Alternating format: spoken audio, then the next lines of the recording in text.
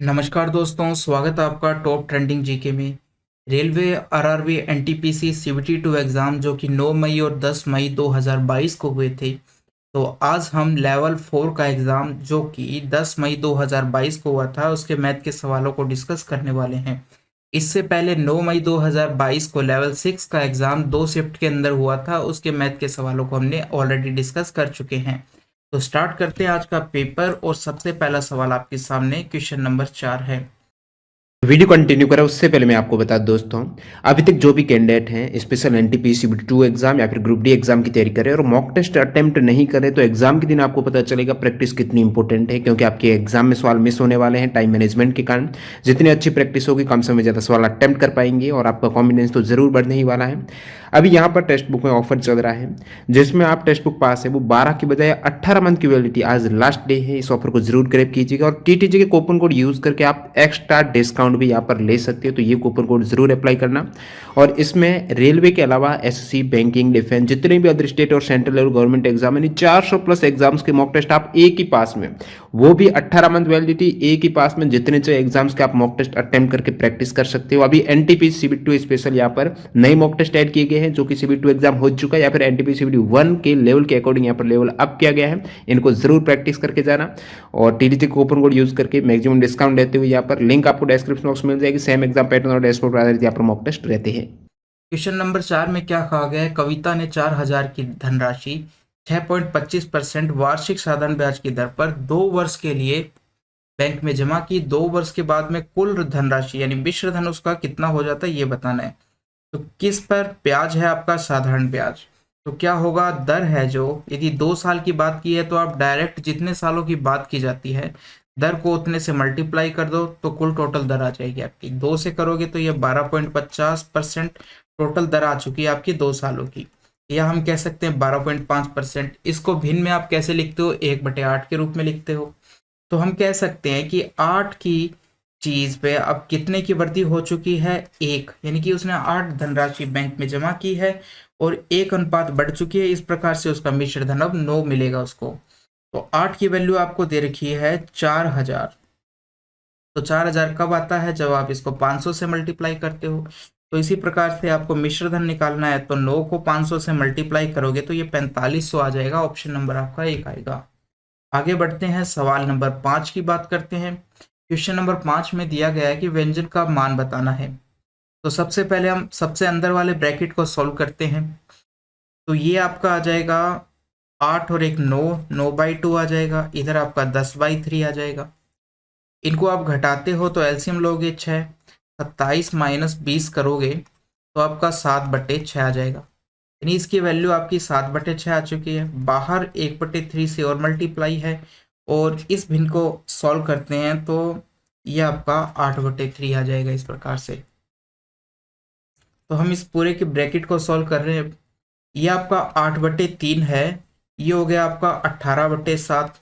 LCM लोगे तो कितना आ जाएगा? एलसीएम लेने के ऊपर ये 18 आ जाएगा और 3 का भाग दोगे तो 6 8 48 हो जाएगा और 18 का भाग एक बार जाएगा तो ये आपका इतना आ जाएगा। 41/81 आ चुका है इस पूरे ब्रैकेट का मान। पूरे ब्रैकेट का मान कितना आ चुका है आपका? 41/18 आ चुका है, न कि 81। ठीक है, इतना आ चुका है। बाहर आपके दे रखा है 4 सही 1/3, तो ये हो जाएगा आपका 13/3। भाग कितना आ जाएगा? 41/18 इस प्रकार से आ जाएगा। भाग के साइन को मल्टीप्लिकेशन के साइन में यदि चेंज करते हैं तो उसके आगे वाली संख्याएं उल्टी हो जाती है। 18/41 हो जाएगा। 3 से काटोगे तो ये 6 बार जाएगा, यानी कि 78/41 आ चुका है। तो भिन्न में चेंज करते हैं, यानी मिश्र भिन्न में चेंज करोगे, 41 का भाग दोगे तो एक बार जाएगा, बचेगा कितना? 37। तो 37 ऊपर आ चुका है, 41 नीचे। एक सही 37/41। ऑप्शन नंबर आपका कौन सा हो जाएगा? ऑप्शन नंबर 3 हो जाएगा। आगे बढ़ते हैं, क्वेश्चन नंबर 12 की बात करते हैं। 10 और 22 के बीच की सभी अभाज्य संख्याओं का माध्य कितना होगा ये बताना है। तो हमें पता है कि 4 4 2 2 इस प्रकार से आगे भी नंबर होता है।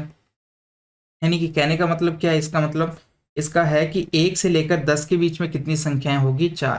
फिर आगे बात करते हैं, 11 से लेकर 20 के बीच में भी 4 होगी और 21 से लेकर 30 के बीच में दो संख्याएं होगी और 31 से लेकर 40 के बीच में दो संख्याएं होगी। इसी प्रकार से आगे होगा। तो देखो अब आपको पता चल चुका है कि हमें 10 के बाद में यानी कि 11 से लेकर 20 के बीच में चार होगी संख्याएं। कौन कौन सी होगी? एक 11 हो जाएगा, एक 13 हो जाएगा, एक 17 हो जाएगा, एक 19 आ जाएगा। अब 22 से कम आगे बढ़ते हैं, 20, 21, तो ये चार संख्याएं हैं इनके बीच में जो अभाज्य संख्याएं हैं। 11 और 19 को यदि आप जोड़ते हो तो ये आपका 30 आ जाता है। इसी प्रकार से 13 और 17 को जोड़ते हो तो ये भी 30 आ जाता है। तो कुल टोटल आपका 60 आ चुका है। अब उसने पूछा है कि इनका माध्य कितना होगा, तो 4 से भाग दोगे 15 आपका माध्य आ जाएगा। ऑप्शन नंबर कौन सा हो जाएगा? 2 हो जाएगा। आगे बढ़ते हैं, क्वेश्चन नंबर 13 की बात करते हैं।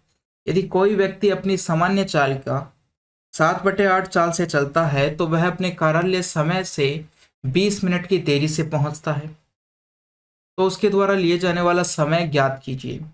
चाल देखो पहले 8 थी, दूरी तो सेम है, ऑफिस से घर की दूरी है। चाल पहले 8 थी, अब 7 हो गई है, तो समय क्या हो जाएगा? 7:8 हो जाएगा। ठीक है, पहले 7 लग रहा था तो अब 8 लग रहा है।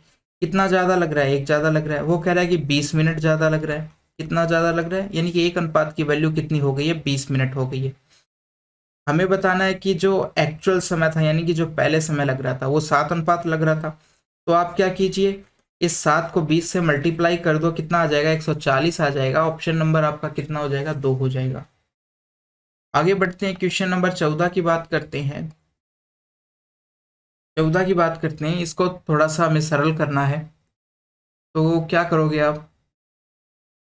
12 सबसे पहले इस ब्रैकेट को सॉल्व करते हैं। तो 3 में से 5 घटाओगे तो माइनस का 2 बचेगा, उसको 8 से मल्टीप्लाई करोगे, 4 से मल्टीप्लाई करोगे तो 8 हो जाएगा, माइनस का 8 हो जाएगा। ब्रैकेट के अंदर इतना बचा। अब इसको सॉल्व करोगे तो सबसे पहले आपको ब्रैकेट सॉल्व करना पड़ेगा। 24 आएगा, फिर 24 को 6 में 24 का भाग दोगे तो 1/4 आ जाएगा। यहाँ पे 1/4 आ चुका है। इस प्रकार से नीचे बात करते, 15 में 135 होता है, फिर भाग है, ब्रैकेट सॉल्व करें तो 12 120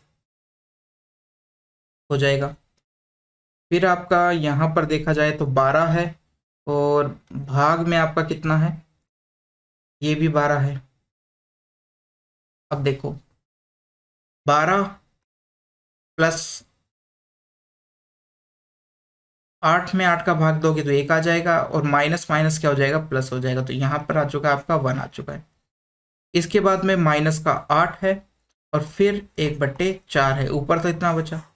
नीचे की बात करें तो 135/120 हो जाएगा और सॉल्व करोगे तो ये 15 से 9 बार जाएगा और ये 15 से 8 बार जाएगा और यहाँ पर आपका 1 आ जाएगा नीचे। इस प्रकार से तो 12 और 1 13 होते हैं, 8 घटाओगे तो 5 बचेगा, 5 सही 1/4 आ चुका है ऊपर, तो 5 प्लस 1/4 आ चुका है। नीचे बात करें तो 1/8 आ जाएगा। ऊपर आपका 20 और 1 21/4 हो गया और नीचे बात करें तो 1/8 है, तो 1/8 को यदि ऊपर ले जाएंगे तो 8/1 हो जाएगा। इससे काटोगे तो ये 2 आ जाएगा। आंसर कितना आएगा? 42 आएगा। ऑप्शन नंबर आपका 4 हो जाएगा। इस प्रकार से सॉल्व करना है। सवाल नंबर 16 की बात करते हैं। इन चार संख्याओं का समांतर माध्य बताना है आपको, यानी कि सिंपल माध्य बताना है हमें। तो इन सबको आप जोड़ो। यहाँ पर देखो 37 और 23 को जोड़ोगे तो कितना आ जाएगा आपका? 60 आ जाएगा। इसी प्रकार से 80 और 85 और 65 को जोड़ोगे तो आपका कितना आ जाएगा? 80 और 60 को जोड़ते हो तो 140 आ जाता है और 10 और जोड़ोगे तो 50 आ जाएगा। टोटल कितना हो गया? 210 आ गया। 210 आ गए। अब 210 आ चुका है तो हमें माध्य निकालना है। टोटल चार संख्याएं थी, 4 से भाग दिया तो कितना आएगा? 5 बार जाएगा, फिर आपका 2 बार जाएगा और फिर 5, तो 52.5 हो जाएगा। ऑप्शन नंबर कौन सा? 1 हो जाएगा। आगे बढ़े, सवाल नंबर 22 की बात करें।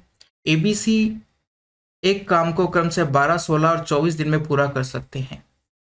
ए बी सी 12, 16 और 24 दिन में पूरा कर सकते हैं। इनका एलसीएम आ जाएगा 48। 12 का भाग दोगे तो 4 बार, ये 3 बार, ये 2 बार, इस प्रकार से आ जाएगा। बी और सी एक साथ 4 दिन तक काम किया। बी और सी ने एक साथ 4 दिन तक काम किया और फिर सी ने काम को छोड़ दिया। बी और सी ने टोटल कितने दिन काम किया? 4 दिन काम किया। तो दोनों मिलकर कितना करते हैं एक दिन में? 3। ये बी 3 करता है, सी 2 करता है, तो एक दिन में दोनों मिलकर 5 काम करते हैं। और कितने दिन इन्होंने काम किया? तो इन्होंने, तो देखो बी और सी का काम कितने दिन किया इन्होंने? 4 दिन किया, तो ये हो जाएगा आपका 5 × 4 बराबर 20 काम इन्होंने कंप्लीट कर दिया। टोटल काम कितना था? 48 था। 20 घटा दोगे तो कितना बच जाएगा? 28 काम शेष बच गए। अब सी चला जाता है और उसके स्थान पर ए आ जाता है, तो शेष काम कितने दिन में पूरा होगा? अब देखो सी तो चला गया है, उसके स्थान पर ए आ गया है, तो अब 7 काम एक दिन के अंदर होगा। टोटल 28 बचा है, 7 से डिवाइड करोगे तो 4 दिन और लगेंगे उनको। ऑप्शन नंबर आपका 4 हो जाएगा इस प्रकार से। सवाल नंबर 23 की बात करें, एक गोले की त्रिज्या 8 सेंटीमीटर है। एक ठोस बेलन के आधार की त्रिज्या 4 सेंटीमीटर है, ऊंचाई h है। बेलन का संपूर्ण पृष्ठीय क्षेत्रफल गोले के संपूर्ण पृष्ठीय क्षेत्रफल का आधा है।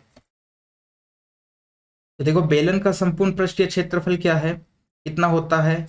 ये आपका होता है पाई आर संपूर्ण पृष्ठीय क्षेत्रफल, 2 pi R R plus H, ये होता है।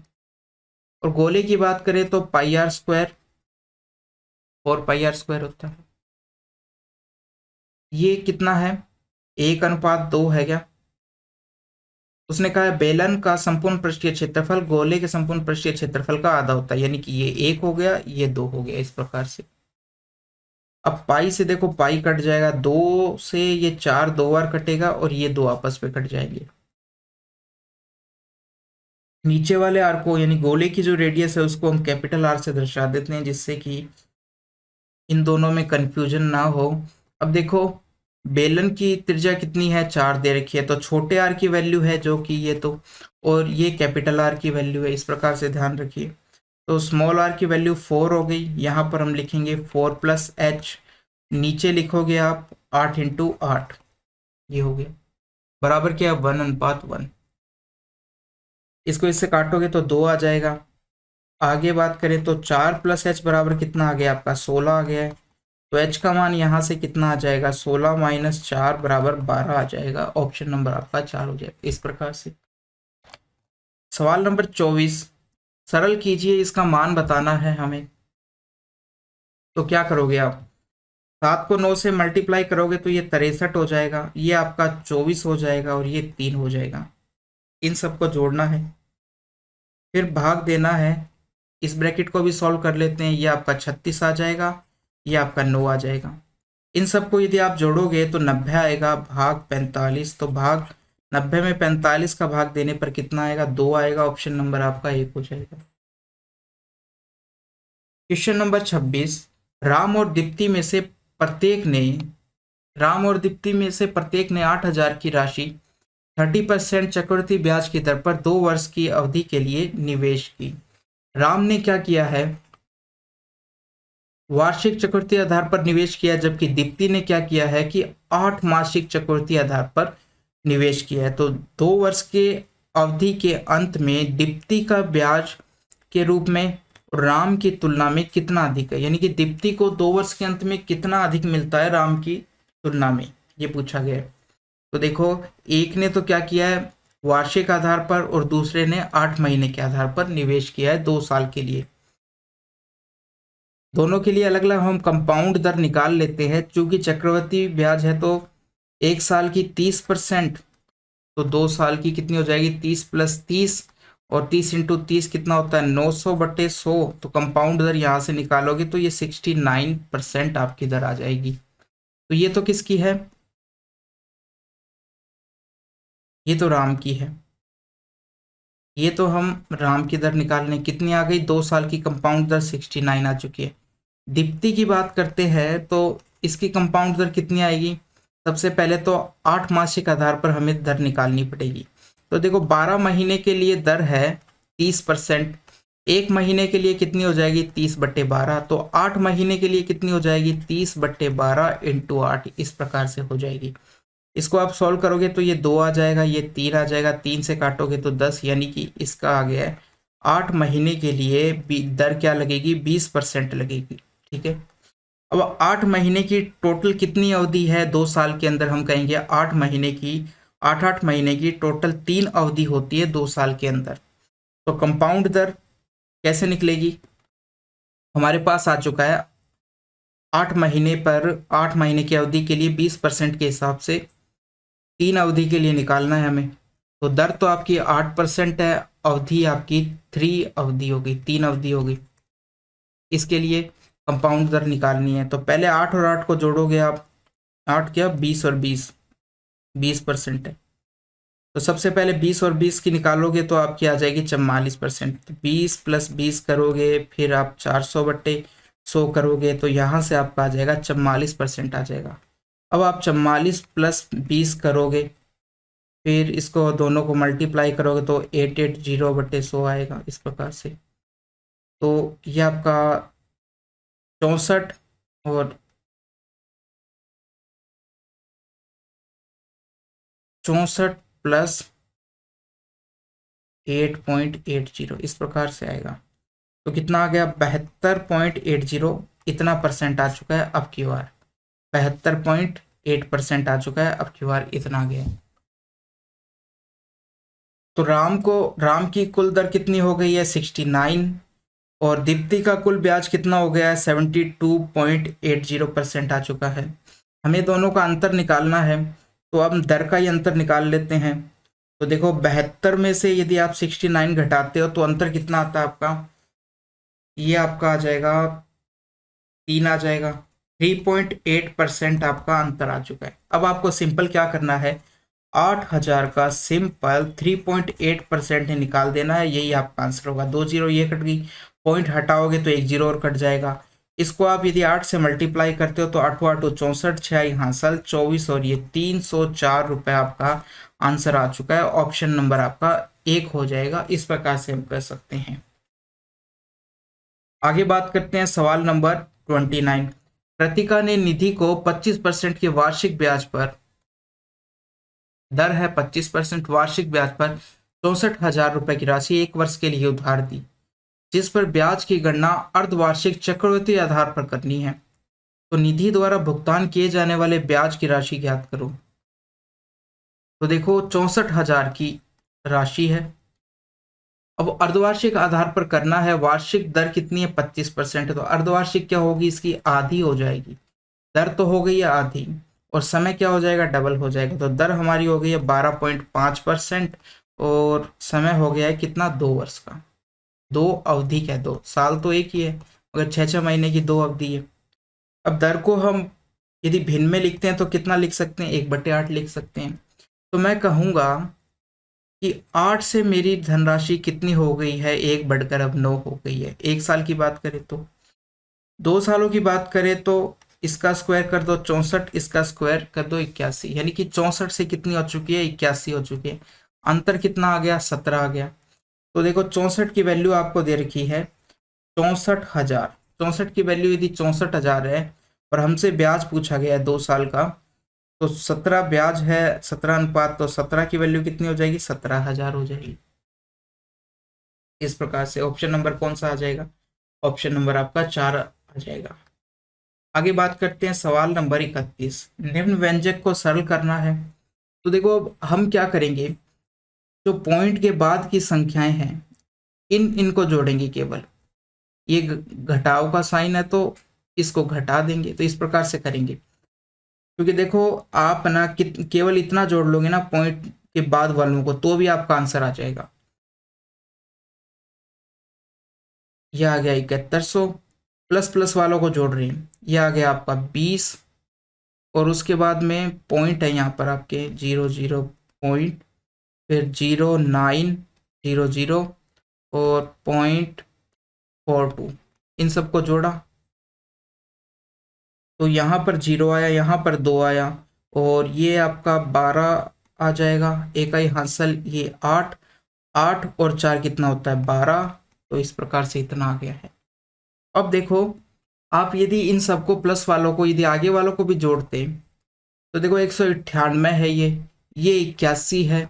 सबसे बड़ी संख्या कितनी है, 1591 में यदि आप 198 जोड़ते हो, यदि 200 भी मान लो तो कितना हो जाएगा, 600 और 200 कितना हो जाएगा, 600 200 आपका 800 हो जाएगा, और 600 और 200 800 यानी 1800 हो जाएगा।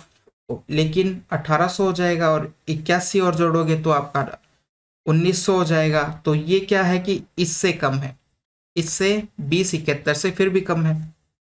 तो हम क्या करेंगे, 2071 में से ये योग घटाएंगे। 2071 में लास्ट में कितना आता है पॉइंट के बाद में, 1985 आया। तो 1985 में से हमें 2 इस प्रकार से इतना घटाना पड़ेगा। तो ये आपका 5 आ गया है, यहाँ पर 6 आ जाएगा, और यहाँ पर आपका 7 आ जाएगा, और एक में से 2 जाएगा नहीं तो कितना, 9 आ जाएगा। तो ये जिसके लास्ट में आएगा ना वो हमारा आंसर हो जाएगा। तो कहाँ पर मिल रहा है, 9765 यहाँ पर मिल रहा है आपको। ऑप्शन नंबर आपका 3 हो जाएगा। इसमें आपको एक चीज़ की ध्यान रखनी पड़ेगी, यदि आप इन सब के योग में से यदि इसको घटा देते हो ना, घटाने वाले को, तो आपका आंसर नहीं आएगा, क्योंकि ये राशि बड़ी है तो बड़े में से हम छोटा घटाते हैं, इसलिए ऐसा है। आगे बढ़ते हैं, सवाल नंबर 39। यदि साइन थीटा बराबर 4/5 दे रखा है तो सबसे पहले आप समकोण त्रिभुज बनाओ। यदि ये मेरा कोण थीटा है तो साइन थीटा कितना हो जाएगा, 4 ये हो जाएगा और 5 ये हो जाएगा। तो ये आपका भुजा कितनी हो जाएगी, 3 अनुपात हो जाएगी। तो अब यहाँ से 3 टेन थीटा का मान कितना आ जाएगा, 4/3 आ जाएगा। इसी प्रकार से कोस थीटा का मान कितना आ जाएगा, 3/5 आ जाएगा। नीचे सेक थीटा का मान आपका 5/3 आएगा, और कोट थीटा का मान आपका 3/4 आएगा। तो 3 से 3 कट जाएगा, 5 से 5 कट जाएगा, 3 से 3, 4 से 4। तो आपका मान आया 4 - 3, 5 - 3। तो ऊपर 1 बचा, नीचे 2 बचा, 1/2 आंसर आ चुका है। ऑप्शन नंबर 3 हो चुका है आपका। Question number 40। 1683, 2244 और 5049 का आपको महत्तम समापवर्त्य बताना है, एचसीएफ बताना है। अब देखो ये संख्याएं बड़ी बड़ी संख्याएं हैं, तो आप क्या कीजिए, आप इनको घटाइए इस प्रकार से। दूसरी संख्या में से पहली, तीसरी में से दूसरी, और तीसरी में से पहली, इस प्रकार आपस में इन संख्याओं को आप घटाइए। तो घटाओगे तो क्या होगा, थोड़ा छोटा हो जाएगा मान, 1683। यदि बड़ा मान आता है तो आपको फिर तो सिंपली लेना पड़ेगा, यदि मान थोड़ा छोटा हो जाता है तो आप उससे चेक कर सकते हो। घटाया तो यहाँ पर 1 आया, यहाँ पर आपका 6 आ गया, ये 7 आया तो यहाँ 5 हो गया, इस प्रकार से 561 आ गया। 5049 में से 2244 को यदि हम घटाते हैं तो ये 5 आता है, ये 0 आता है, ये 8 आएगा, आपका 3 और 2 इतना आ जाएगा, इतना आ जाएगा। तो अब देखो 561 क्या आपका एलसीएम है क्या, 561 का भाग आपको इसमें देख के देखो क्या जा रहा है क्या, इसमें भी जा देखो, इसमें भी देखो, तीनों के अंदर 561 का भाग क्या जा रहा है क्या।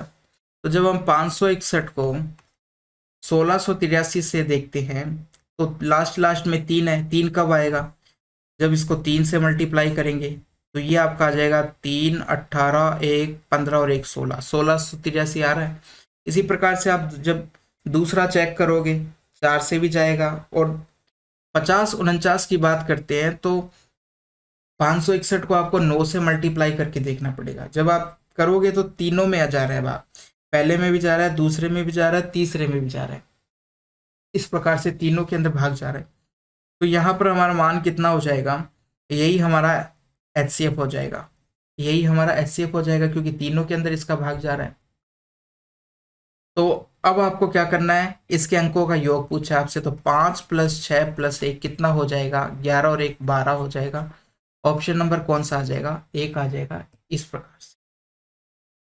सवाल नंबर 41। किसी समूहीकृत आंकड़ों के बहुलक और माध्य क्रम से इतने और इतने दे रखे हैं आपको। आपको क्या करना है कि माध्यिका बतानी है, सिंपल सी कहानी ये है बस। बहुलक और माध्य दे रखे हैं और माध्यिका बतानी है। तो फॉर्मूला होता है कि बहुलक बराबर 3 × माध्यिका - 2 माध्य, ये आपका फॉर्मूला होता है। बहुलक का मान दे रखा है आपको 27.5 और माध्य का मान कितना दे रखा है, ये आपको दे रखा है 28.5। तो 2 × 28.5 करोगे तो 56 और एक ये आपका 57 हो जाएगा। इस प्रकार से ये माइनस का उधर जाएगा 57, 27.5 प्लस 57 करोगे आप कितना हो जाएगा 27.57 और इधर आपका 3 × माध्यिका बच जाएगा। अब इनको आपको जोड़ना है, कितना आएगा, ये 7 और 7 14 आएगा, 0.5, 7 और 7 14, एक आई हासिल और ये आपका 8, 84.5 आ जाएगा। इसके बराबर है 3 × माध्यिका के बराबर है। तो माध्यिका बराबर कितना आ जाएगा, माध्यिका बराबर आ जाएगा 84.5/3 आ जाएगा। तो 3 दूनी 6 हो जाएगा, 3 8 है 24 हो जाएगा, 28 पॉइंट उसके बाद में एक बार जाएगा, इस प्रकार से आ जाएगा। तो कहाँ पे आ रहा है, ऑप्शन नंबर 4, 28.1 इस प्रकार से। तो ऑप्शन नंबर 4 हो जाएगा। क्वेश्चन नंबर 42, शुभम ने वार्षिक परीक्षा में 600 में से 345 अंक प्राप्त किए। परीक्षा में उसके द्वारा प्राप्त अंकों का प्रतिशत ज्ञात कीजिए। कितना प्राप्त किया, 345, किस में से, 600 में से। परसेंटेज के लिए 100 से मल्टीप्लाई कर दिया, 00 से 00 कट गए, 6 का भाग दोगे तो 5 बार जाएगा 30, फिर 6 5 30 हो गया, 45 में कितनी बार जाएगा, 6 7 42 हो जाएगा, फिर आपका 5 बार जाएगा। तो ये 57.5 ऑप्शन नंबर 1 आ जाएगा। सवाल नंबर 48, रुचिका एक कार्य को 22 दिन में पूरा कर सकती है। पहले 10 दिनों के दौरान उसके द्वारा कार्य का 1/30 भाग कंप्लीट किया गया। तो देखो पहले दिन कितना भाग कंप्लीट किया गया, 1/30 पूरे कार्य का। तो हम पूरे कार्य को मान लेते हैं कि 22 दिन में पूरा कार्य कंप्लीट हुआ है और पूरा कार्य कितना है, 22 × 30 मान लिया। क्यों, क्योंकि जब आप 1/30 से इसको मल्टीप्लाई करोगे तो ये 30 से 30 कट जाएगा, इसलिए हमने मान लिया पहले से कैलकुलेशन आसान करने के लिए 22 × 30 ये टोटल काम को हमने, टोटल काम है, इस प्रकार से हमने मान लिया। अब यहाँ से हम यदि एक दिन का काम देखते हैं ना तो वो कितना हो जाएगा हमारा, एक दिन का काम हो जाएगा, एक दिन का काम यहाँ से हमारा कितना हो जाएगा, वो हमारा 22 हो जाएगा। एक दिन का काम हमारा कितना हो जाएगा, यहाँ से 22 हो जाएगा, एक दिन का काम 22 हो गए। तो रुचिका ने 11वें दिन से प्रतिदिन कितना कार्य करना होगा ताकि कार्य समय पर पूरा हो जाए। एक दिन का काम 22 है और उसने टोटल कितने दिन काम किया है, 10 दिन काम किया है। तो 10 दिन का काम कितना हो जाएगा, एक दिन का काम 22 है तो 10 दिन का काम कितना हो जाएगा, ये आपका 220 हो जाएगा। टोटल काम कितना है, 22 को इससे मल्टीप्लाई करोगे तो 660 है। 220 काम उसने कंप्लीट कर दिया। अब दिन बचे हैं 12, काम कितना बचा है, शेष कार्य, शेष काम कितना बचा है, 660 में से आप 220 यदि घटाओगे तो 420 आ जाएगा, ये आपका शेष काम बचा है। और टोटल दिन कितने बचे हैं, 12। तो देखो समय कितना लगेगा, यानी कि एक दिन में कितना काम करना पड़ेगा। अब उसको यदि टाइम पर काम को कंप्लीट करना है तो 440 में काम कितने दिन में कंप्लीट करना है, 12 दिन में। तो 12 से यदि आप भाग देते हो तो कितना आएगा, 4 से कटेगा 110, ये आपका 3 बार जाएगा। तो ये कितना आ जाएगा, 110/3 आ चुका है, 110/3 काम आ चुका है। अब ये कुल टोटल काम का कितना भाग है, यदि एक दिन का काम आ चुका है तो कुल टोटल काम का ये कितना भाग है, 110/3। कुल टोटल काम का भाग निकालना है तो आपको इसको 660 से और भाग देना पड़ेगा, ये आपका 1 आ जाएगा, ये आपका 6 आ जाएगा, इस प्रकार से। तो टोटल कितना हो गया, 1/18 हो गया एक दिन का काम। ठीक है, क्योंकि हमने ये एक दिन का काम का भाग एक दिन का काम निकाला है और कुल टोटल 660 था, तो एक दिन के काम को हमने कुल टोटल काम से भाग दे दिया तो हमारा भिन्न के अंदर मान आ गया कि उसने कितना भाग काम किया है। इस प्रकार से 1/18 काम अगले 12 दिनों के अंदर पर दिन किया है उसने। देखो दूसरा तरीका इसका क्या है, एक तरीका और है, देखो उसने एक दिन के अंदर काम किया है 1/30, एक दिन में कितना काम किया है, 1/30, और टोटल 10 दिन काम किया है। एक दिन में एक पूरा काम हम मानते हैं एक, उसने एक दिन में 1/30 किया है, 10 दिन में किया तो कितना हो जाएगा, 10/30 सरल करोगे तो 1/3, यानी कि 1/3 भाग उसने कंप्लीट कर दिया है 10 दिन में। अब कितना बचा है भाग, 2/3 काम बचा है। कितने दिन में कंप्लीट करना है उसको, 12 दिन में 2/3 भाग उसको कंप्लीट करना है। तो एक दिन में कितना करना पड़ेगा, 2/3 इंटू 12, इस प्रकार से करोगे तो 1/6, ये 1/18 हो गया, 1/18 हो गया। तो ये इसका हो चुका है शॉर्टकट मेथड। तो मगर मैंने आपको दोनों मेथड इस प्रकार से बताए हैं कि यदि आपको ये मेथड स्ट्राइक नहीं करे वहां पर, तो आप इस प्रकार से भी कर सकते हैं, इस प्रकार से भी कर सकते हैं। आगे बढ़ते हैं, सवाल नंबर 57। 8 अंकीय संख्या जो 11 से पूर्णतः विभाज्य है तो a का मान ज्ञात कीजिए। यदि कोई संख्या 11 से पूर्णतः विभाज्य है तो जो एकांतर क्रम में संख्याएं हैं उनके योग को घटाने पर या तो 0 आना चाहिए या 11 का गुना जाना चाहिए। तो देखो 2 और 6 को जोड़ा, 2 6 8, 8 और 3 11, 11 प्लस ए हो गया 8, ये 8 हो गया, 8 और 3 11, 11 प्लस ए, 11 प्लस ए हो गया ये तो। और बाकी इनको जोड़ोगे, 5 और 1 6, 6 और ये आपका 9, 6 और 9 कितना हो गया, 15 हो गया, 15 और 4 कितना हो गया, 19 हो गया। तो 19 में से आप इतना घटाओगे तो कितना आएगा, हमें या तो 0 बनाना है या 11 बनाना है, या तो 0 बनाना है या 11 बनाना है। तो आप देखो ए का मान क्या रखोगे, 11 तो इनका अंतर आ नहीं सकता क्योंकि ये हमने घटाया पहले ही। तो कितना आ जाएगा, ये पूरा का पूरा, या तो मान इसका 0 आना चाहिए या आपका 11 आना चाहिए। ठीक है, तो देखो 0 तो 11 तो आ नहीं सकता क्योंकि 11 तो पहले ही घटाओगे तो 8 बचेगा आपका। तो ए का मान आपको 8 रखना पड़ेगा इसको 0 बनाने के लिए। तो ए का मान कितना आ जाएगा, यहाँ से ए का मान आपका 8 आ जाएगा, ए का मान 8 रखना पड़ेगा। ऑप्शन नंबर कौन सा हो जाएगा, 2 हो जाएगा। सवाल नंबर 60। अब ये दे रखा है इसका मान आपको निकटतम मान बताना है। तो ये आपका कितना हो गया है, 6। ठीक है, निकटतम मान बताना है। इस 15.95 को मैं कितना ले लेता हूँ, 16 ले लेता हूँ, और इसको 4 ले लेता हूँ, यानी कि 4 से भाग दे दिया, प्लस में 3 इंटू 7, इस प्रकार से आ गया। तो ये 6 हो गया, ये 4 हो गया, ये आपका 21 हो गया। 2 और ये कितना आ जाएगा आपका, 23 आ जाएगा। ऑप्शन नंबर 4 कितना हो गया है, 23 हो गया है, इस प्रकार से। सवाल नंबर 61 की बात करें, 4 किलोमीटर प्रति घंटे की चाल से चल रहा एक लड़का किसी वर्गाकार मैदान के विकर्ण 36 सेकंड में पार करता है तो मैदान का क्षेत्रफल ज्ञात कीजिए। अब देखो विकर्ण पे चलता है तो विकर्ण की लंबाई हम निकाल सकते हैं। विकर्ण की चाल दे रखी है और विकर्ण का समय दे रखा है। तो दूरी, विकर्ण की लंबाई कितनी आ जाएगी, विकर्ण की दूरी ये 36 इंटू, इस चाल को आपको मीटर पर सेकंड में चेंज करना पड़ेगा, तो 4 इंटू 5/18 हो गया है। तो 4 इंटू 5/18, 18 से ये 2 बार जाएगा, कितना आ जाएगा आपका, 8 5 40। तो दूरी आ चुकी है, विकर्ण की लंबाई कितनी आ चुकी है, 40 मीटर आ चुकी है। विकर्ण की लंबाई, विकर्ण की लंबाई यदि 40 है तो भुजा कितनी हो जाएगी, भुजा निकालने के लिए √2 से भाग दे दो, ये आपकी वर्ग की भुजा हो गई है। भुजा आ चुका है तो हमें क्षेत्रफल निकालना है, कितना हो जाएगा, 40 √2 इंटू 40 √2, इस प्रकार से हो जाएगा। तो इसको यदि और सॉल्व करें तो नीचे 2 हो जाएगा, ये 40 इंटू 40 हो चुका है, काटोगे तो 20 आ जाएगा। कितना आ गया, 800, 800 हो गया। ऑप्शन नंबर आपका कौन सा हो जाएगा, ऑप्शन नंबर 4 हो जाएगा। सवाल नंबर 62 की बात करें, एक वर्ग का क्षेत्रफल आपको इतना दे रखा है। यदि मैं इसको थोड़ा सा सॉल्व करूं, 81 स्क्वायर का मतलब क्या है, 9x का होल स्क्वायर हो जाएगा, और ये 16 का मतलब क्या है, 4 का स्क्वायर हो जाएगा।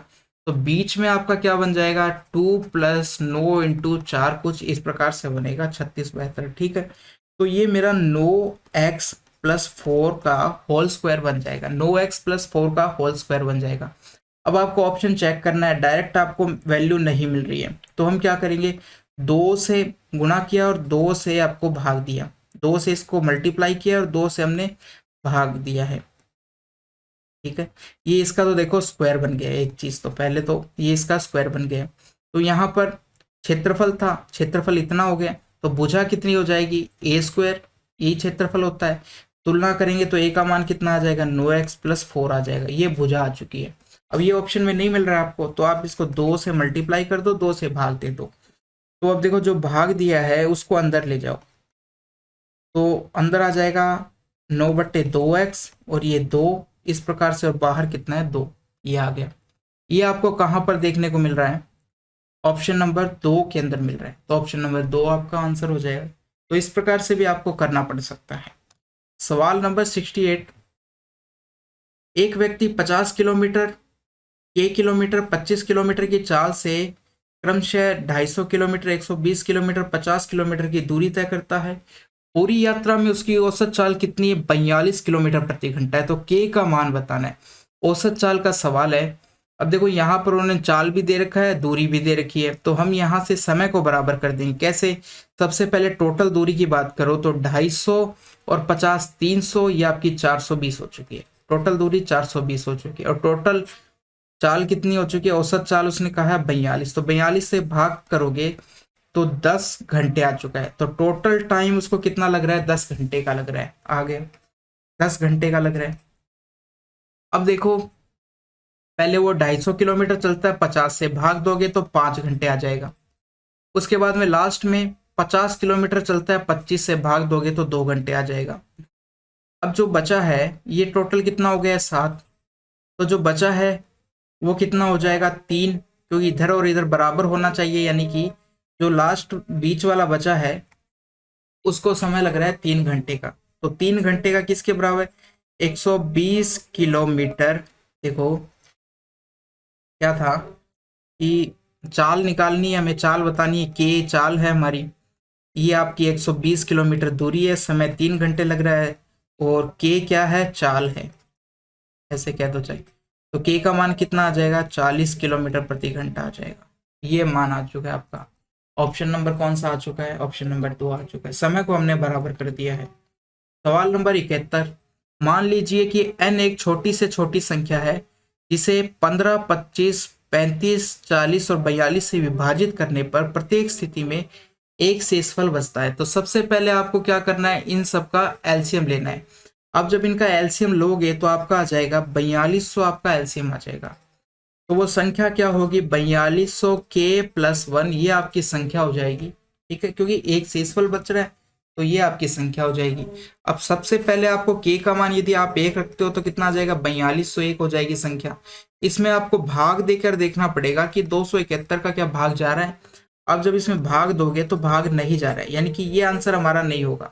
अब आपको k का मान 2 रखना पड़ेगा। जब आप k का मान इसके अंदर 2 रखते हो तो ये आपका कितना हो जाएगा, 8400 प्लस 1, तो 8401 हो जाएगा। अब इसके अंदर यदि आप है ना जब 271 का भाग देते हो तो 271 को 3 से मल्टीप्लाई करोगे तो 3, 3 7 21, 2 आई हासिल 3 और ये 8, 813, 813 आ गया। यहाँ से 7 बचा, 2, 2, 171, एक बार पहले 3 बार गया फिर एक बार जाएगा 271, इस प्रकार से भाग जा रहा है।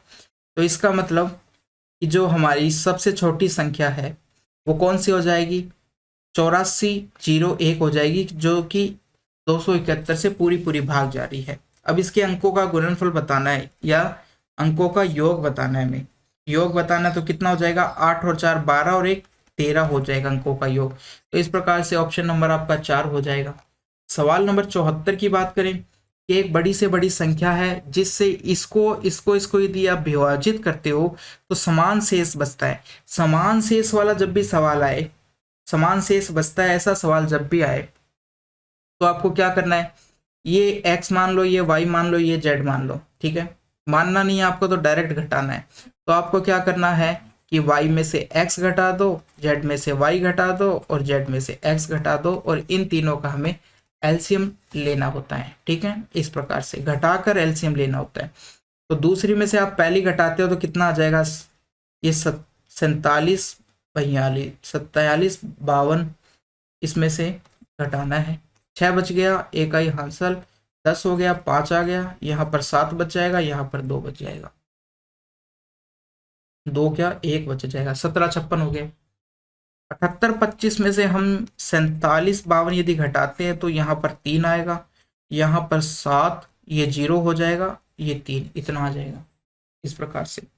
तीसरा भी आप घटाकर देख सकते हो, और सबसे छोटी जो संख्या आती है वही या तो हमारी एलसीएम हो सकती है, एचसीएफ हो सकती है। एलसीएम क्या है, एचसीएफ निकालना है हमें इनका, या फिर अब देखो एक संख्या ये आ गई, एक संख्या ये आ गई, इन्हीं इनके अंदर दोनों के अंदर एचसीएफ छुपा हुआ है। अब देखो इसको थोड़ा सा हम और तोड़ लेते हैं, क्योंकि आप 1756 जैसे आपका सबसे छोटी संख्या ये आई है, 1756 का आप इसके अंदर भाग देकर देखो, 29 के अंदर आप 1756 का यदि भाग देते हो तो भाग जाता नहीं है पूरा पूरा, क्योंकि 1756 को यदि आप 2 से भी मल्टीप्लाई करते हो तो ये 34 35 कुछ हो जाता है, 35 12 हो जाता है, तो 35 12 तो इसके अंदर भाग जाएगा नहीं, यानी कि ये हमारा एलसीएम नहीं है, ये एलसीएम, ये एचसीएफ नहीं है। तो इसको थोड़ा सा तोड़ लो। अब लास्ट में आ रहा है 56, तो 4 से भाग जाएगा, तो 4 में इसका भाग जब आप 4 में तोड़ते हो तो 4 का भाग दोगे, 4 एकम 4 चौक 16, 4 तिये 12 और 4 निम 36, इतना आ जाएगा, इतना आ जाएगा। अब देखो इतना आ गया, इसका भाग देखो, देखकर देखो सभी संख्याओं में क्या भाग जा रहा है क्या। 439 का इसके अंदर यदि भाग देते हैं, 439 के अंदर इसके अंदर भाग दोगे आप, कितनी बार जाएगा, 7 बार जाएगा शायद, 7 निम 63 का 3 6 हासिल, और 7 तिया 21, 21 और 6 27, 2 आई हासिल, 7 चौक 28 और 2 30, ये तो ज़्यादा हो गया है, तो आपको क्या करना पड़ेगा, इसको 6 से भाग देकर देखना पड़ेगा। 6 54 का 4 5 आई हासिल, 18 और 5 कितना हो गया, 23, 2 आई हासिल, 6 24 और 2 26, इतना आ रहा है। ये तो कहाँ गलती हो गई, देखो 4, तो 4 का भाग दिया 16, फिर 12 गया, और फिर 3, फिर 36 बचा आपका, 4 निम 36, ठीक है, इतना आ गया।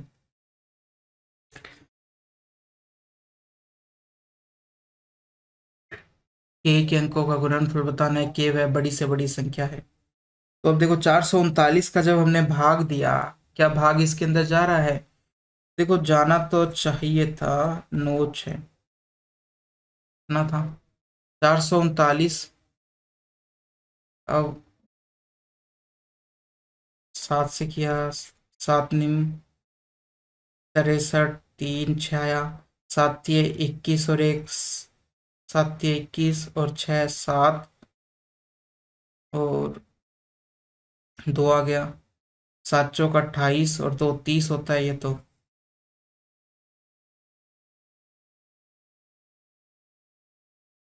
विभाजित करने पर समान शेष बचता है, ठीक है, इसमें नहीं जाएगा। 1756 के अंदर चेक करना पड़ेगा हमें, 1756 30 73 के अंदर चेक करना पड़ेगा। 1756 के अंदर तो इस पूरे का भाग जा रहा है 1756 का, इसके अंदर 1756 का भाग नहीं जाएगा, ये हो गया। तो हमने फिर इसको और तोड़ा, 4 इंटू 439 में तोड़ लिया। अब 439 का भाग आप इसके अंदर देकर देखो कि भाग जा रहा है क्या।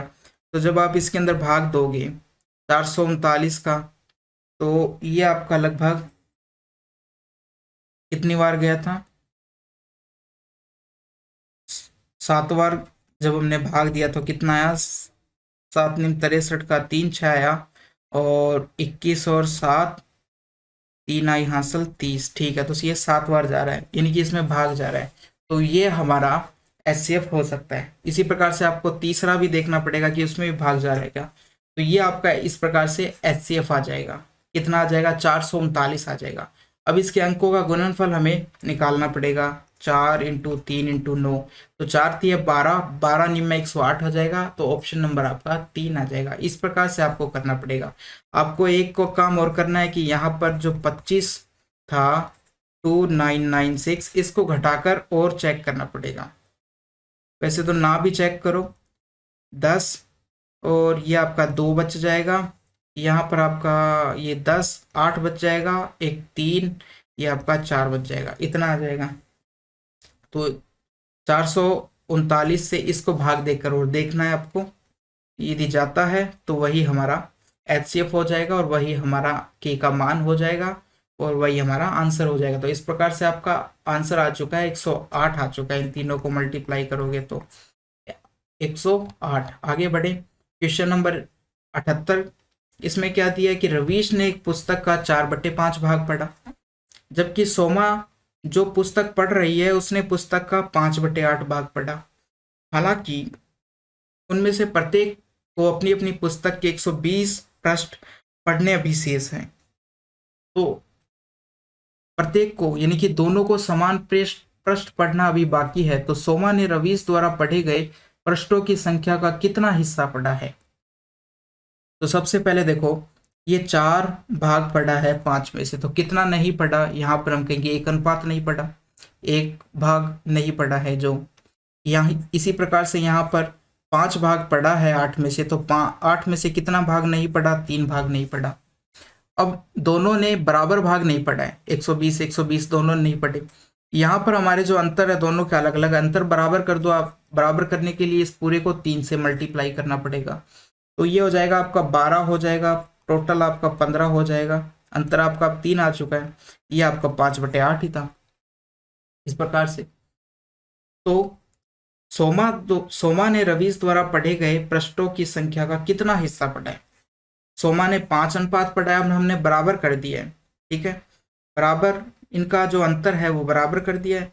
तो सोमा ने 5 पढ़ा है और रवीश ने 12 पढ़ा है, तो वो कह रहा है कि 5/12 का कितना है ये बताना है। तो 5/12 ऑप्शन नंबर आपका 2 हो जाएगा। इस प्रकार से सवाल नंबर 83।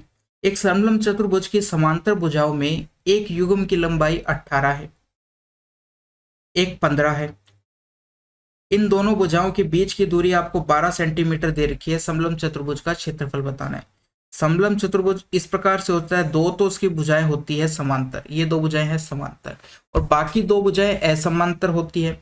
एक भुजा आपको 15 दे रखी है समांतर में से, एक 18 दे रखी है, और इन दोनों की जो बीच की दूरी है यानी कि ऊंचाई आपको वो 12 दे रखी है।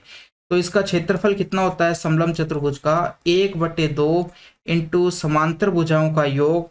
यदि मैं इसको ए मानूं और इसको बी मानूं तो इन दोनों का योग a + b इंटू इनकी बीच की ऊंचाई या बीच की दूरी। तो ये आपका हो जाएगा 18 इंटू 33 हो जाएगा, 18 + 15, और ये बीच की दूरी इनकी 12 है। इसको काटोगे तो ये 6 आ जाएगा, 6 × 18 198 आ चुका है। ऑप्शन नंबर आपका 2 हो चुका है। आगे बात करते हैं सवाल नंबर 86 की। एक संख्या में 23/3 जोड़ने पर कितना आ रहा है? 25/6 आता है। तो वह संख्या बताओ। संख्या x है, इसमें 23/3 जोड़ते हैं तो कितना आता है? 25/6 आता है। तो x का मान कितना हो जाएगा? 25/6 माइनस 23/3। अब देखो इनका यदि आप एलसीएम लो या इसको 6 बनाना है तो ऊपर 2 से नीचे 2 से मल्टीप्लाई कर दिया, तो ये तो 25/6 हो गई, ये आपका 46/6 हो गया। घटाओगे तो आपका कितना आ जाएगा? 21/6 आ जाएगा, वो भी माइनस का, और सरल करोगे तो -7 आपका 2 आ जाएगा। ऑप्शन नंबर कौन सा हो जाएगा? ऑप्शन नंबर हमारा 4 हो जाएगा। सवाल नंबर 89। राम और रहीम के पास कुल मिलाकर इतना पैसा है। राम की धनराशि का 1/3 और रहीम की धनराशि का 2/5 बराबर है, ठीक है। तो अनुपात क्या हो जाएगा? दोनों को, राम और रहीम की धनराशि का अनुपात क्या हो जाएगा? ठीक है, ये राम हो गया, देखो इस प्रकार से, ये राम हो गया, ये रहीम, दोनों बराबर है। तो जो राम, ये रहीम का 1/3 हो जाएगा, इसका 2/5 हो जाएगा। इस प्रकार से इनकी राशि हो चुकी है। थोड़ा सा सरल करते हो तो ये 3 को इधर ले जाओ, 5 को इधर ले जाओ, तो ये 6:5 इनकी राशि का अनुपात आ चुका है कि राम को 6 मिला है, रहीम को 5 मिला है, और कुल टोटल कितना हो गया इनका अनुपात? 11 हो गया। 11 किसके बराबर है? 12 10 के बराबर है। तो एक की वैल्यू कितनी आ जाएगी? 110 के बराबर आ जाएगी। तो रहीम के पास कितना अनुपात पैसा है? 5 अनुपात पैसा है। कुल टोटल कितना हो जाएगा? 550 हो जाएगा। ऑप्शन नंबर आपका 1 आ जाएगा। सवाल नंबर 90। एक आयत का विकर्ण दे रखा है, क्षेत्रफल दे रखा है, आयत का परिमाप पूछा है। देखो इस प्रकार का यदि आपको सवाल पूछा जाए तो मैंने काफी बार आपको कराया है। आपको क्या करना है, आपको ये चीज ध्यान रखनी है कि ए प्लस बी का जो होल स्क्वायर होता है वो क्या होता है, ए स्क्वायर प्लस बी स्क्वायर होता है, और उसके बाद में 2 × AB होता है। तो जो ये ए प्लस बी है आपका, ये आपका परिमाप के रूप में काम करेगा, ये विकर्ण के रूप में काम करेगा, और ये आपका क्षेत्रफल के रूप में काम करेगा। कैसे, देखो क्षेत्रफल क्या हो जाएगा आयत का, यदि भुजा, आयत की भुजा मान लिया ए और बी है तो क्षेत्रफल क्या हो जाएगा, ए बी बराबर दे रखा है आपको 1260, ठीक है। विकर्ण क्या हो जाएगा, विकर्ण क्या हो जाएगा, ए स्क्वायर प्लस बी स्क्वायर हो जाएगा। वो कितना दे रखा है आपको, विकर्ण दे रखा है 53, तो विकर्ण का स्क्वायर हो जाएगा कि 53 का स्क्वायर हो जाएगा। तो 53 का स्क्वायर कितना होगा, ये आपका आ जाएगा 2809 आ जाएगा, 2809 आ जाएगा, ठीक है। और परिमाप कितना होता है, 2 × A प्लस बी हो जाएगा, ये हमें निकालना है। तो इस फॉर्मूले का अब हम यूज करने वाले हैं, वैल्यू रख रहे हैं। तो ये हमारी वैल्यूज थी, वैल्यू अब हम रखने वाले हैं। तो यहाँ पर रखा आपने क्षेत्रफल कितना है, ये तो आपका हो गया 2809। क्षेत्रफल था आपका 1260, तो डबल करना है तो हो जाएगा 2520 हो जाएगा। दोनों को जोड़ते हो तो 29, और ये आपका 25 28 कितना हो जाएगा, 13 5 53, 53 इतना हो जाएगा, ठीक है, हो जाएगा। ये इसके वर्ग के रूप में ए स्क्वायर प्लस बी का होल स्क्वायर के बराबर है, तो ए प्लस बी कितना आ जाएगा, इसका आप अंडरूट ले लो, कितना आएगा, जो कि अब वो इसका अंडरूट लेते हो तो किस प्रकार से निकालोगे, 29 और 53, पीछे से दो दो के टुकड़े किए, तो 53 से छोटा स्क्वायर कितना होता है, इस प्रकार से देख सकते हो। 53 से छोटा स्क्वायर होता है आपका 7 का, ठीक है। और 9 किस में आता है, या तो 3 के स्क्वायर में आता है, या आपके 7 के स्क्वायर में आता है, 3 के स्क्वायर में आता है या 7 के स्क्वायर में। तो बीच में क्या आएगा, 75 आएगी एक वैल्यू, या तो 73 का होगा ये, या 77 का होगा, बीच में एक 75 वैल्यू आएगी। 75 का स्क्वायर निकालना एकदम आसान है कि 7 को 8 से मल्टीप्लाई करोगे 56 25 आ जाएगा ये। अब जो हमारी वैल्यू है 53 29, वो 56 25 से छोटी है, तो वो 73 का स्क्वायर हो जाएगी। यानी कि ए प्लस बी बराबर कितना आ चुका है, 73 आ चुका है। हमें निकालना है ए प्लस 2b, यही हमारा परिमाप होता है कि परिमाप क्या होता है, 2a प्लस बी होता है। तो इसका डबल करना पड़ेगा, जो कि आपका 146 आ जाएगा, ऑप्शन नंबर आपका 1 आ जाएगा। इस प्रकार से सवाल नंबर 94, किसी व्यक्ति को एक कुर्सी इतने में बेचने पर 27% का लाभ होता है, तो कुर्सी का क्रय मूल्य बताना है। 2858.77 है, इस प्रकार से। तो लाभ होता है 27% का, तो विक्रय मूल्य कितना हो गया, 127, यानी कि ये 127 की वैल्यू है। तो हमें क्रय मूल्य निकालना है, यानी कि 100 की वैल्यू निकालनी है। पॉइंट हटाओगे तो नीचे 100 आ जाएगा, ये 100 से 100 कट गया। अब आपको 127 का इसके अंदर भाग देना है, तो भाग दोगे, 27 का भाग 2 बार जाएगा। सबसे पहले 2 बार गया 54, यहाँ से 1 बचा, यहाँ से 3 बचा, यहाँ से 8 बचा, फिर 2 बार जाएगा, 4 बचा, ये 6 बचा, ये 0 6 4 7।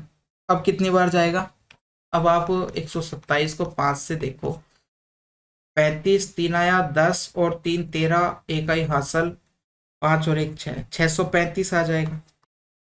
कितना बचा, ये आपका 2 बच गया, 1 बच गया, और 7 और उतारोगे तो 1 बार जाएगा, पहले 2 फिर 5 1, इतना आंसर आ जाएगा।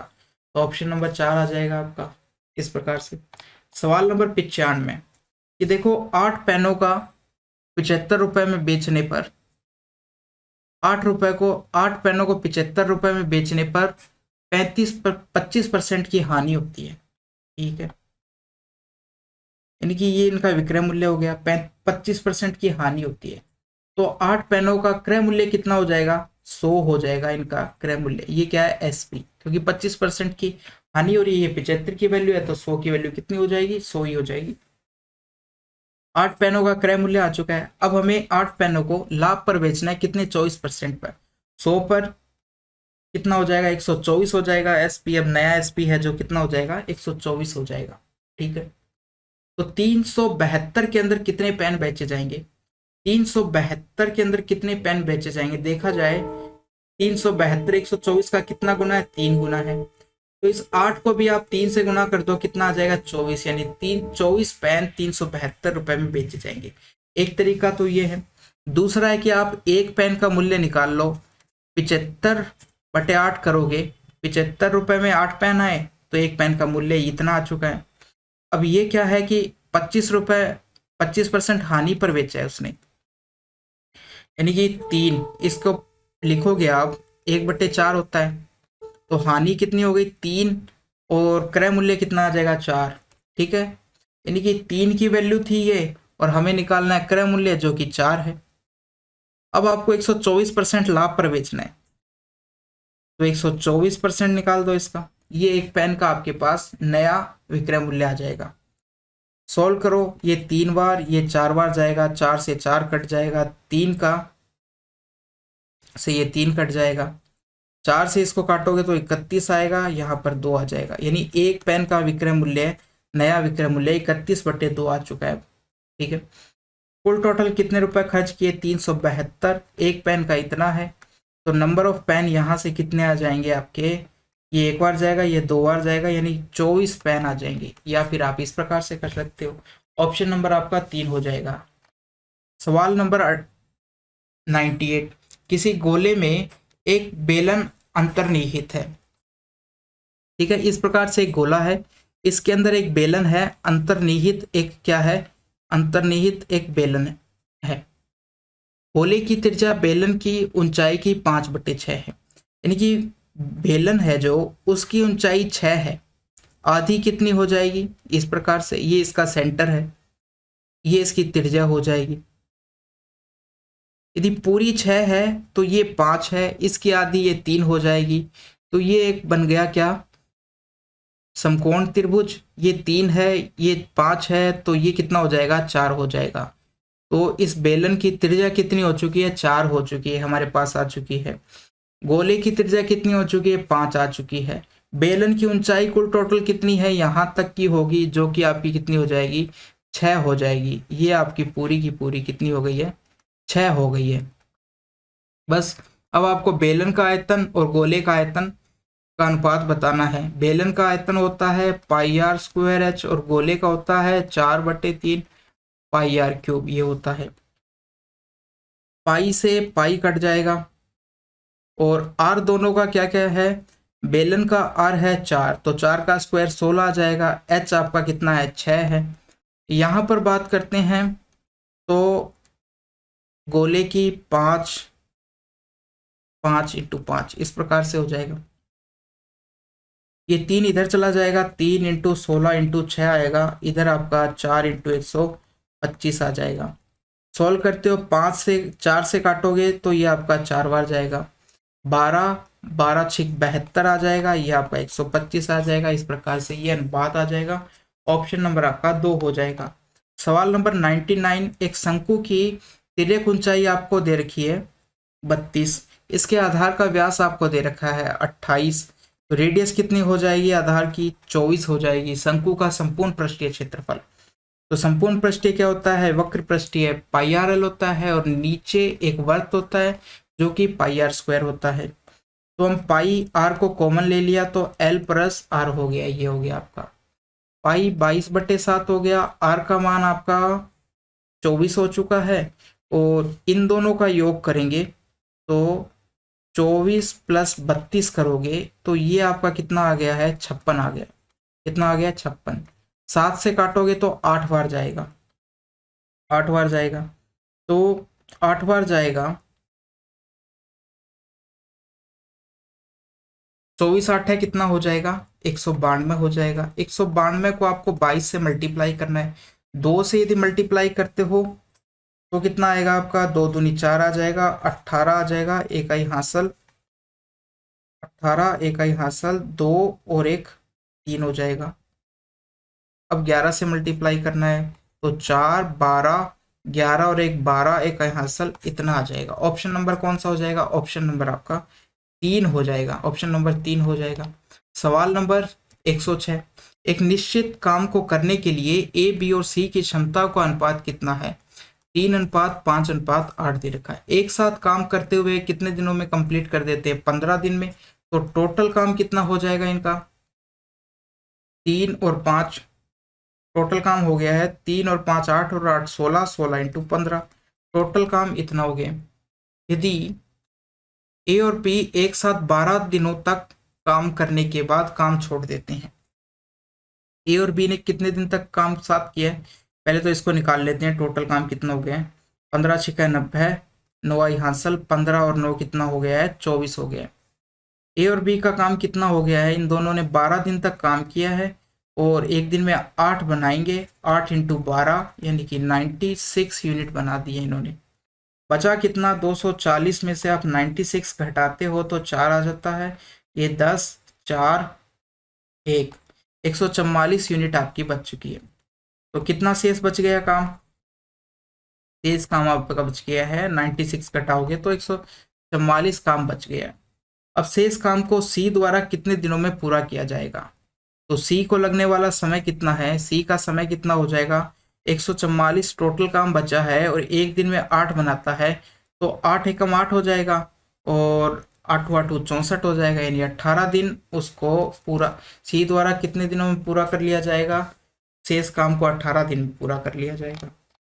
सवाल नंबर 116, एक समद्विबाहु त्रिभुज का क्षेत्रफल बताना है जिसका आधार आपको 54 दे रखा है और जो दो बराबर भुजाएं, ये माना कि समद्विबाहु त्रिभुज है, ठीक है, तो ये दो भुजाएं बराबर होती है, यानी कि समद्विबाहु का मतलब है कि उसमें दो भुजाएं बराबर होगी।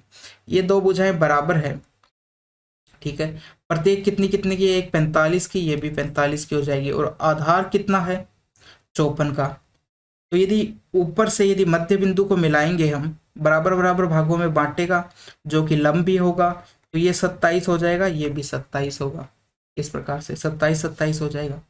अब यदि हम इस त्रिभुज की बात करें, केवल ए बी सी पूरा है, ये डी, ए बी डी की बात करें तो यदि इसको 9 से काटते हो आप कितना आएगा? 5 आ जाएगा। इसको 9 से काटते हो तो 3 आ जाएगा। तो ये आपका कितना हो जाएगा? 4 5 है 4 निम है, 4 निम 36। ये भुजा ऊंचाई आपकी आ चुकी है 36। तो क्षेत्रफल कितना आ जाएगा? 1/2, ऊंचाई हमारी 36 हो चुकी है, आधार हमारा 54 है। काटोगे यहाँ से आपका 18 हो जाएगा, 18 चौक 72 का 2 7 आई 90 और 2 97, तो इतना आपका क्षेत्रफल आ जाएगा। ऑप्शन नंबर आपका 3 हो जाएगा। सवाल नंबर 119, दी गई संख्या k से 10 कम है, यानी k-10 हो गया। दी गई संख्या k से 10 अधिक है, k+10 है। दी गई संख्या k से 38 अधिक है। ये तीनों की तीनों समानुपात में है। तो समानुपात का मतलब यानी कि k/10 k/ इस प्रकार से बराबर होगा k/10/k/38, ये होगा यदि समानुपात में है। अब आपको क्या करना है, यहाँ से आपको आंसर चेक करो।